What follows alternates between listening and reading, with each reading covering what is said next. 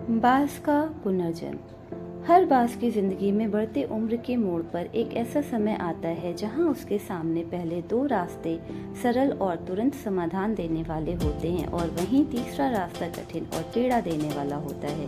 लेकिन बाज पीड़ा चुनता है और यहीं से शुरू होता है बाज का पुनर्जन्म। हमारी जिंदगी में कई ऐसे मौके आते हैं जब हमें परेशानियों का सामना करना पड़ता है।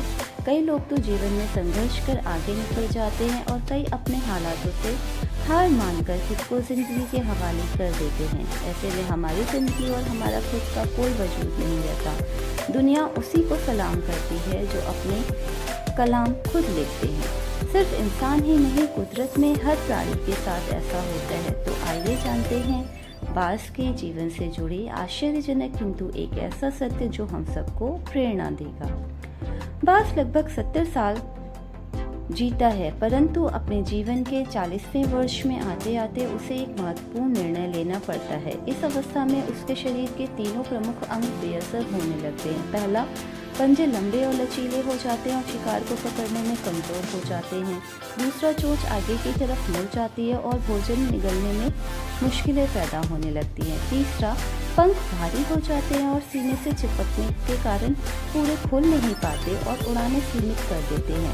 भोजन ढूंढना, भोजन पकड़ना और भोजन खाना, तीनों प्रक्रियाएं अपनी धार होने लगती हैं। उसके पास 3 ही रास्ते बचते हैं, या तो अपनी शरीर छोड़ दे, या अपनी प्रवृत्ति छोड़ गिद्ध की तरह त्यागी हुए भोजन पर निर्भर हो जाए, या फिर स्वयं को फिर से स्थापित करे। आकाश के साफ तौर से जाहिर बादशाह के रूप में जहां पहले 2 रास्ते सरल और तुरंत समाधान देने वाले हैं, वहीं तीसरा रास्ता पीड़ादायी और लंबा है। बाज पीड़ा चुनता है और स्वयं को फिर से स्थापित करता है। वह किसी ऊंचे पहाड़ पर जाता है, एकांत में अपना घोंसला बनाता है और तब शुरू करता है पूरी प्रक्रिया। सबसे पहले वह अपनी चोंच चट्टान पर मार मार कर तोड़ देता है और अपनी चोंच से अधिक पीड़ादायक कुछ भी नहीं है पंछी राज के लिए। अब वह इंतजार करता है चोंच के फिर से उगाने की और उसके बाद वह अपने पंजे भी उसी प्रकार तोड़ देता है और इंतजार करना है पंजों का फिर से उग आने का।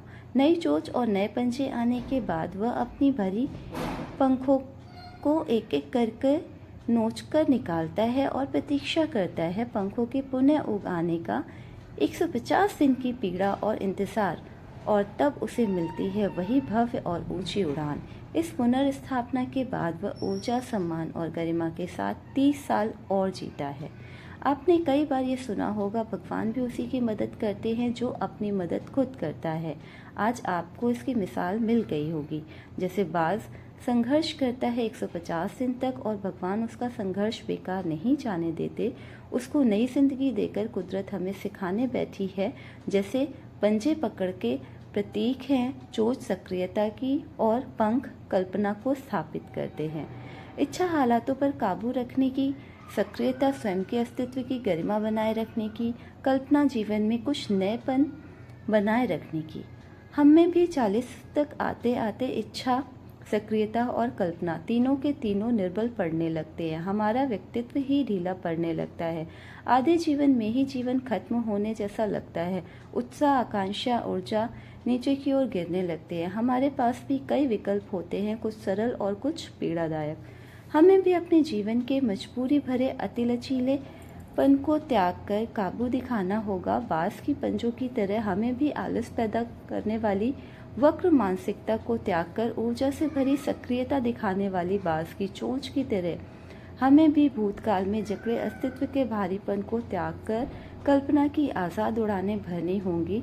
बाज के पंखों की तरह 150 दिन न सही 1 माह ही बिताया जाए स्वयं को दोबारा स्थापित करने में। जो शरीर और मन से चिपका हुआ है उसे तोड़ने और नोचने में पीड़ा तो होगी ही। बाज तब उड़ानें भरने को तैयार होंगे। इस बार उड़ानें और ऊंची होंगी, अनुभवी होंगी और अनंत की ओर जाएंगी। जीत तक जंग जारी रहेगी। धन्यवाद। कहानी पसंद आई हो तो लाइक करें और मेरे चैनल को सब्सक्राइब करें।